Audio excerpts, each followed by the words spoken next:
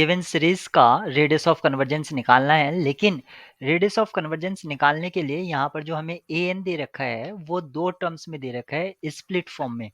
तो सबसे पहले हम ये कोशिश करेंगे कि इसका रेडियस ऑफ कन्वर्जेंस अगर कोई स्टैंडर्ड फॉर्मेट में होता है A N X raise to the power N, तो हम रेडियस ऑफ कन्वर्जेंस आर को निकाल सकते हैं easily mod of limit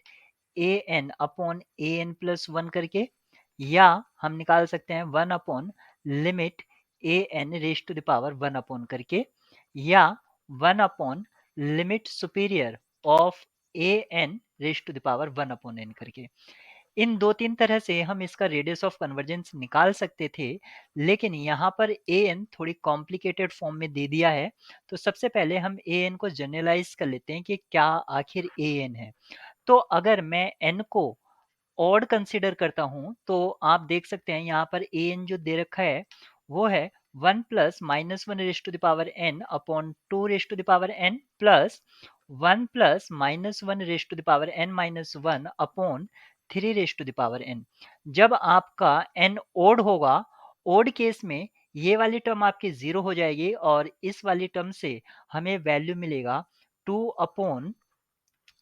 three raise to the power N. लेकिन जब एन आपका इवन होगा तब यहाँ से हमें two upon two raise to the power N मिलेगा और ये टर्म आपकी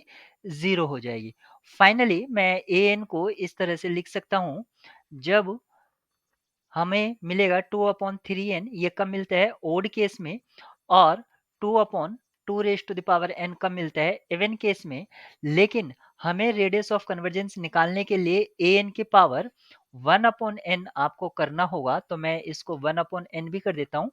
जैसे मैं इस पर वन अपॉन एन करूंगा तो two raise to the power one upon N upon three, और ये आएगा two raise to the power one upon N upon two. जब मैं इस तरह से इसको फाइंड आउट करता हूं तो आपका ये वाली लिमिट और एन को मैं इन्फिनिटी पर टेंड्स करता हूं, ये हो जाएगा जीरो अपॉन थ्री, और ये होगा सॉरी ये हो जाएगा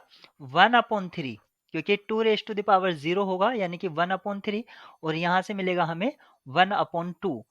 अगर मुझे रेडियस ऑफ कन्वर्जेंस आर चाहिए तो मुझे क्या लेना होगा, R equals to one upon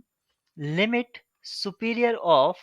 A N raise to the power one upon N. और यहां से अगर मुझे लिमिट सुपीरियर निकालना है, लिमिट सुपीरियर का मतलब हुआ इन्फिमम, लिमिट सुपीरियर का मतलब हुआ infimum of lower bound. Infimum of lower bound मतलब सभी से बड़ा लोअर बाउंड चाहिए हमें। तो यहाँ पर हमें मिल रहा है वन अपॉन थ्री और वन अपॉन टू, इन सब में जो सबसे बड़ा है वो वन अपॉन टू है। तो हमें क्या मिलता है वन अपॉन टू, इसका मतलब हुआ इसका रेडियस ऑफ कन्वर्जेंस आपका टू हो जाएगा।